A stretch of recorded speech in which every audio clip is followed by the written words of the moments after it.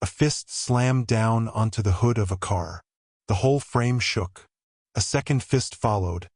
Then a boot drove into the door panel hard enough to leave a dent. People on the sidewalk stopped walking. Nobody stepped in. The man throwing the punches was huge, military big, thick neck, shoulders like a door frame, a crew cut you could set a level against. He was screaming at someone half his size.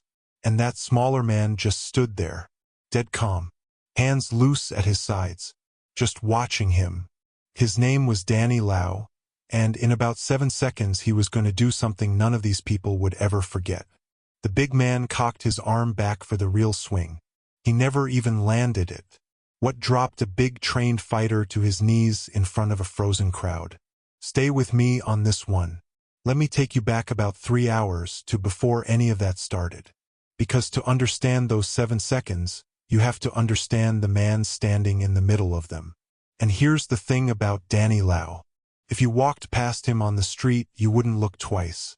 He was maybe 5'7", slim, somewhere in his 50s, with gray coming in at the temples and a pair of reading glasses he kept forgetting on top of his head. He ran a little martial arts school in a strip mall on the edge of town, squeezed between a diner and a laundromat.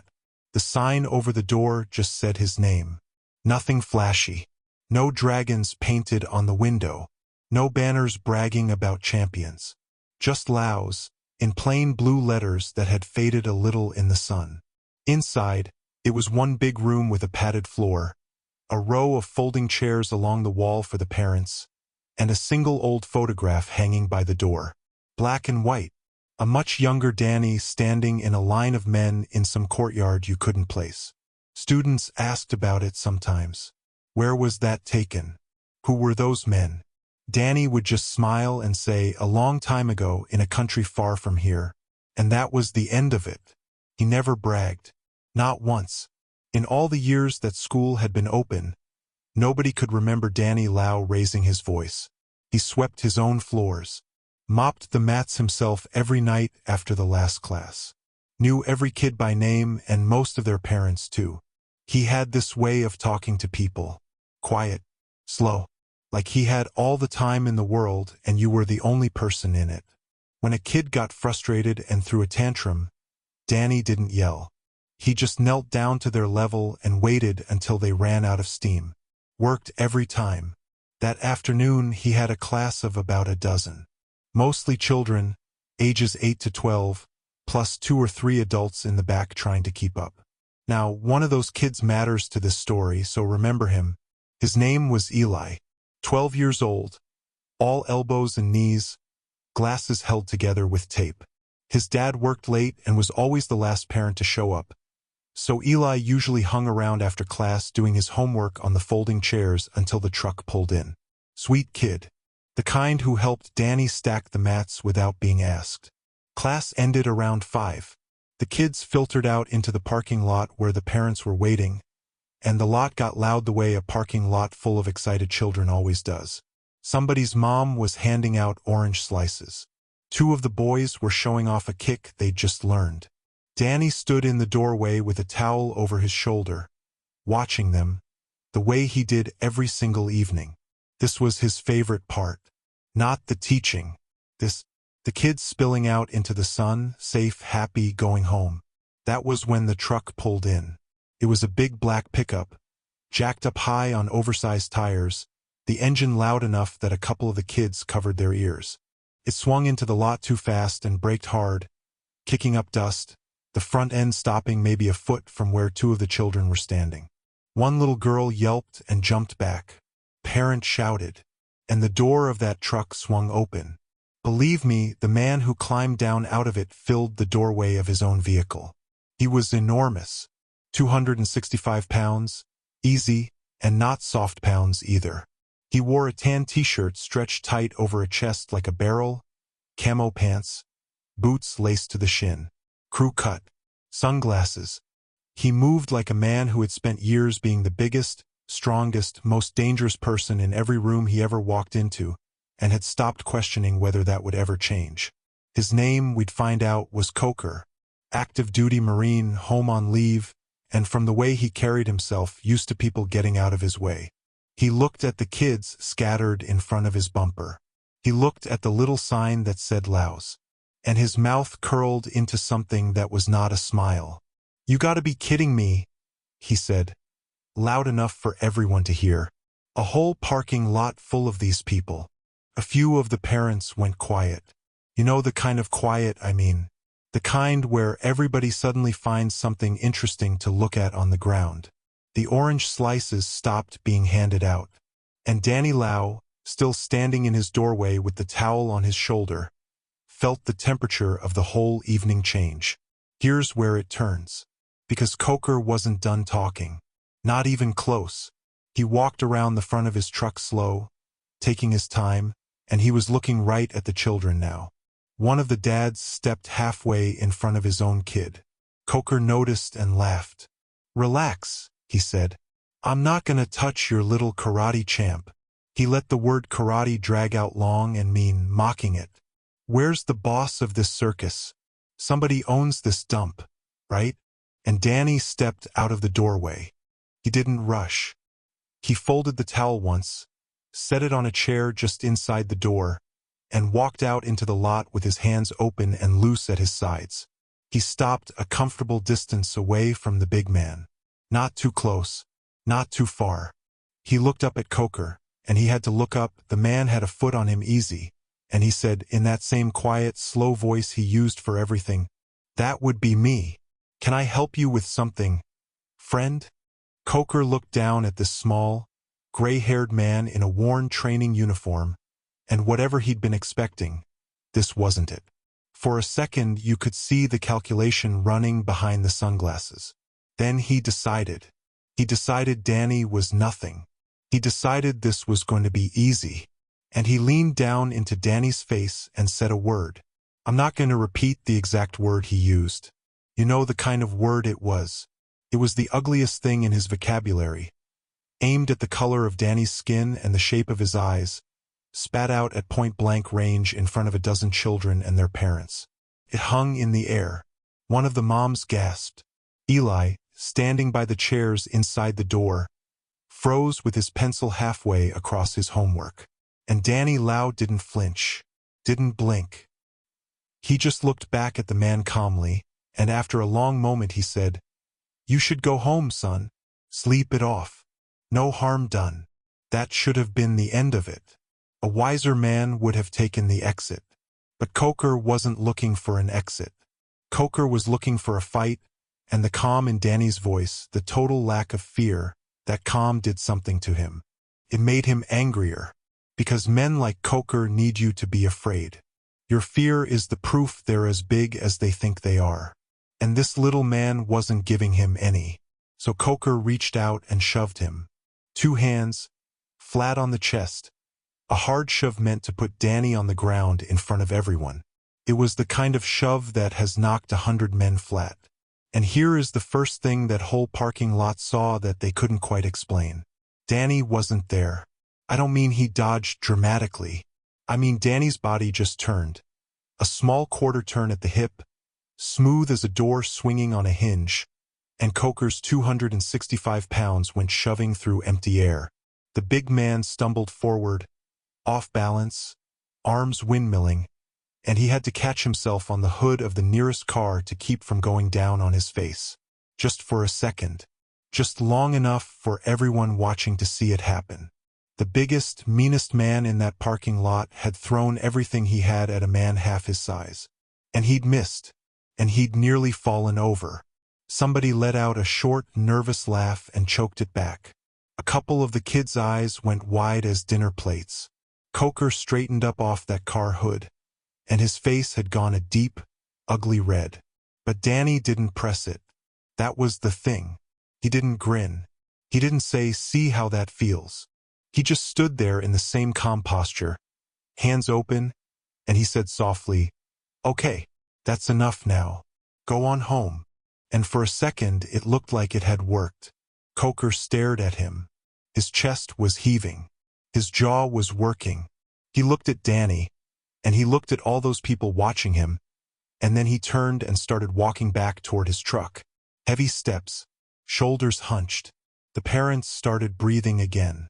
One of the dads put a hand on his kid's back and started steering him toward their own car.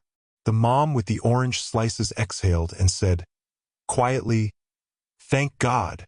A couple of people actually started to chuckle, the relieved kind of chuckle you do when something scary turns out fine.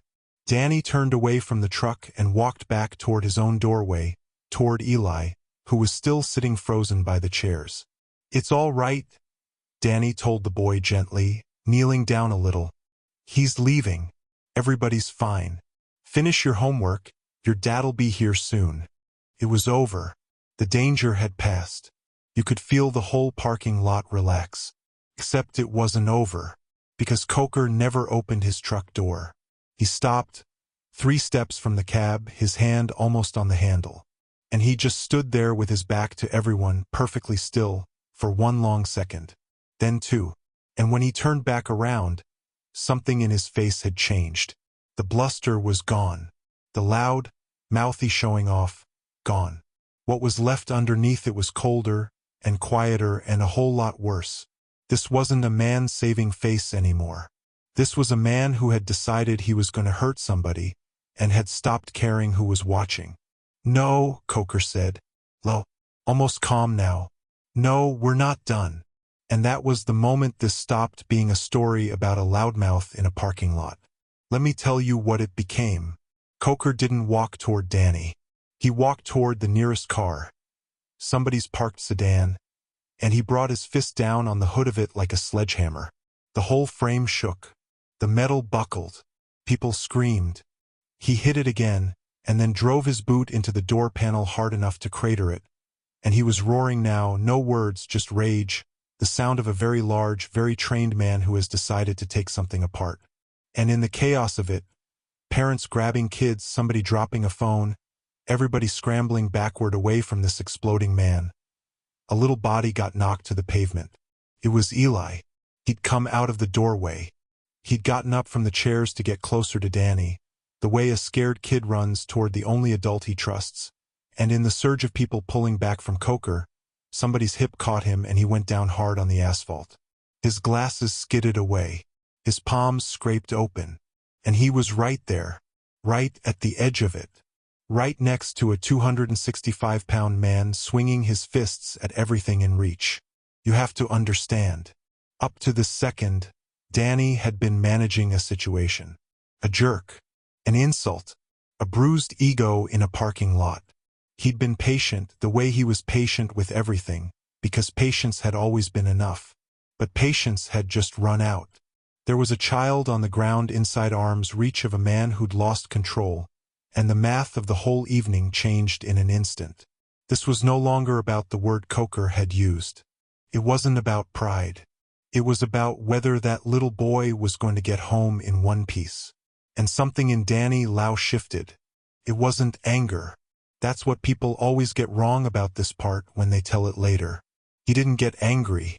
If anything, he got quieter. He stepped over Eli, putting his own body squarely between the boy and the big man, and he raised one open hand toward Coker, and for the first time all evening there was a different note in his voice. Not loud, just absolutely certain. "Don't," Danny said. "Walk away. Last time I'm going to ask you. If you're still with me, this is the part where it all pays off, so do me a quick favor and hit that subscribe button. It genuinely helps the channel, and I've got 100 more stories like this one coming." Now, back to that parking lot where a very large man had just been told no by someone he could not believe was telling him no. Because that hand in his face, that calm voice, that little man standing between him and what he wanted. It was the last insult Coker could stand. He didn't say anything else. The talking was done.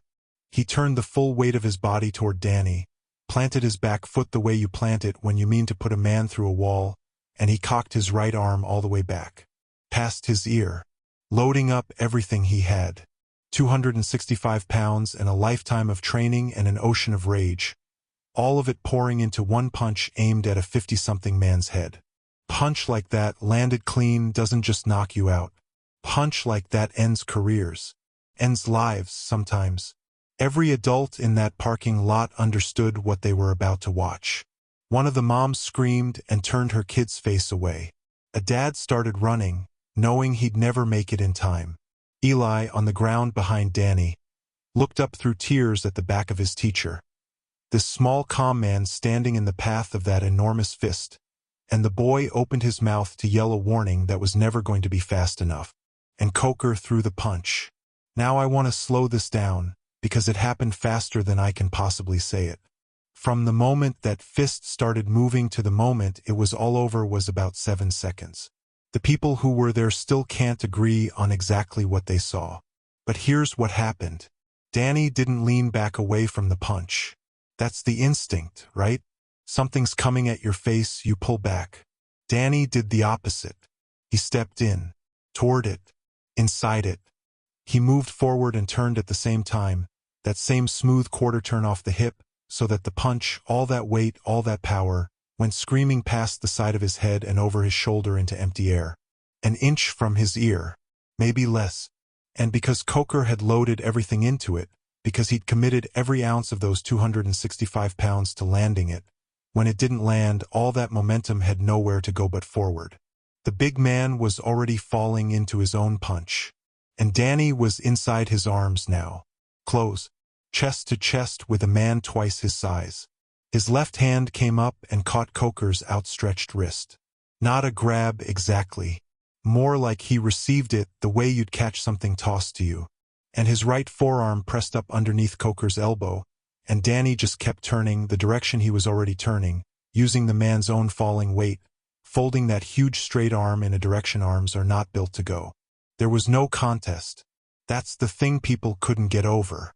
There was no struggle, no back and forth, no trading blows. Coker's own size, the very thing he'd been so sure of, became the thing that finished him.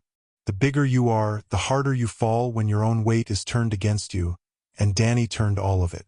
Coker's arm locked. His shoulder had nowhere to go. To keep that joint from tearing, his entire body had to follow it down, and down he went, 265 pounds folding toward the pavement like a building coming down on itself. Halfway down, Danny's right hand left the elbow and struck once. One short, flat palm to the side of Coker's jaw. Not a wild punch. A tap, almost, but placed exactly where it needed to go. Time to the half-second the big man's brain was already scrambling to figure out why the ground was rushing up at him. That little strike took the last of the fight clean out of him. His knees hit the asphalt. Hard. Both of them. And his trapped arm was still bent up behind him in Danny's grip. And his face was 3 inches off the pavement. And he could not move. Not an inch. He was 2.5 times Danny's strength and he was completely, utterly helpless. Held in place by a 50-something man who didn't even look like he was trying. 7 seconds. That's all it took. From the punch to the knees, 7 seconds. And then everything was silent. I mean dead silent. The whole parking lot. Nobody moved. The mom with her hand over her kid's eyes slowly lowered it. The dad who'd been running had stopped halfway, frozen mid-stride. A dozen children and their parents stood there staring at the same impossible picture. The giant on his knees, the small man standing calm above him, and not one single person made a sound. Even the truck's engine seemed to go quiet. It was the kind of silence that happens when a group of people watch something their brains can't immediately accept. Coker knelt there breathing hard through his nose, his cheek inches from the ground, his arm locked up tight, and you could see the understanding arriving on his face in slow motion. Too late. Way too late. He had looked at this little gray-haired man in a faded uniform and he had seen something to mock. Something weak. Something less. And he had been so completely, catastrophically wrong about it that there was nothing left to do but kneel there in front of everyone and feel exactly how wrong. And here is where Danny Lau showed you who he actually was. Because a smaller man, an angrier man, a man with something to prove would have made him pay. Would have wrenched that arm. Would have stood on the back of his neck and let the whole crowd watch him grovel. Lord knows Coker had earned it. But Danny didn't do any of that. He held the lock just long enough to be sure the fight was truly gone. And then, slowly, carefully, he let it go. He set the man's arm down gently, the way you'd set down something fragile.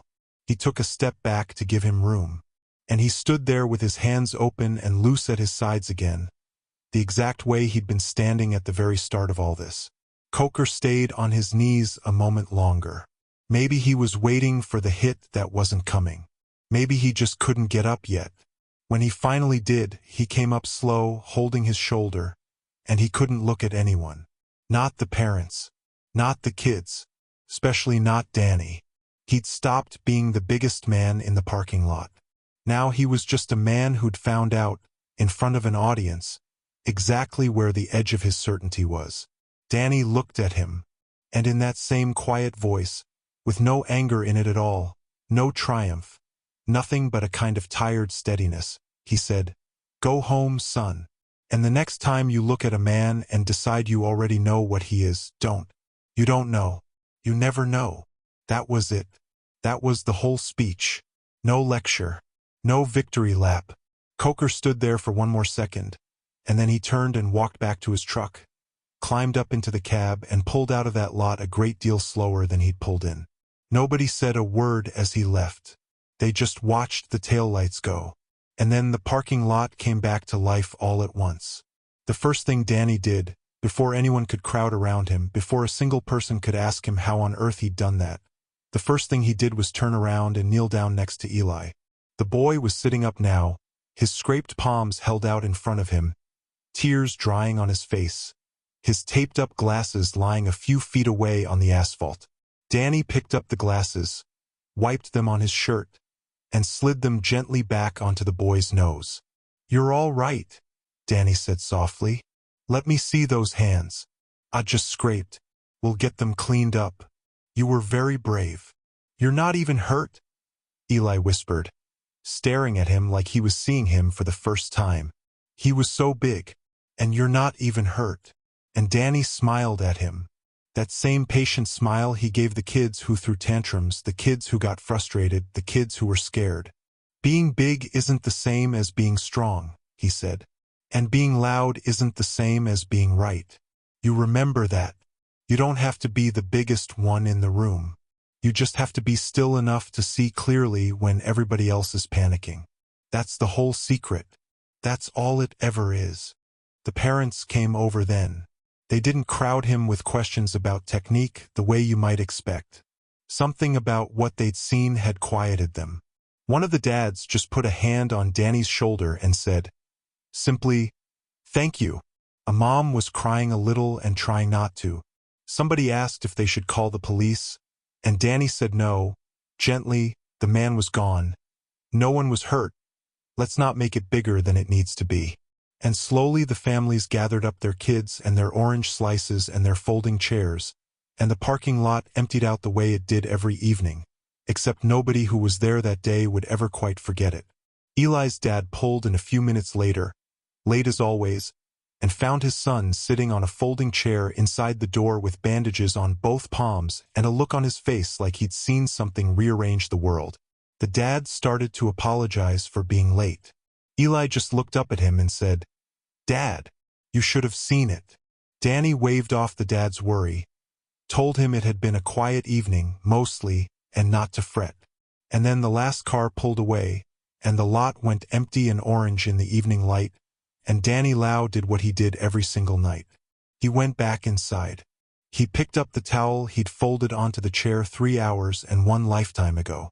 He filled his bucket, and he started mopping the mats, slow and steady, humming something quiet to himself, a small gray-haired man alone in a little storefront school, putting his floor back in order. You'd never know it to look at him. That's the part one keep coming back to. If you'd walked past that window right then and seen him mopping, you'd have seen a tired old man closing up shop, and you'd have walked right on by the same way Coker did. You'd never have guessed what those hands could do. You'd never have guessed that an hour earlier they'd folded a Marine to his knees in 7 seconds and then helped a frightened boy clean the gravel out of his palms with the exact same gentleness. But maybe that was the whole point. The loudest man in that parking lot spent the whole evening telling everyone how dangerous he was, and he turned out to be nothing. And the quietest man, the one who never raised his voice, the one who swept his own floors and mopped his own mats and never once bragged about that old photograph by the door, he was the one you never ever wanted to push. The real power in that room never said a word about itself. It didn't need to. It just stood there, calm and still and patient, hands loose at its sides, waiting, hoping it would never have to be used.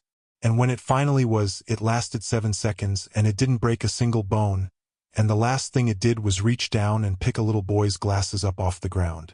So the next time you see a quiet man standing still in the middle of a crowd, while everyone around him is loud and sure of themselves, pay attention to that one. The still one. Because more often than you'd think, the stillest person in the room is the one who's actually got nothing left to prove.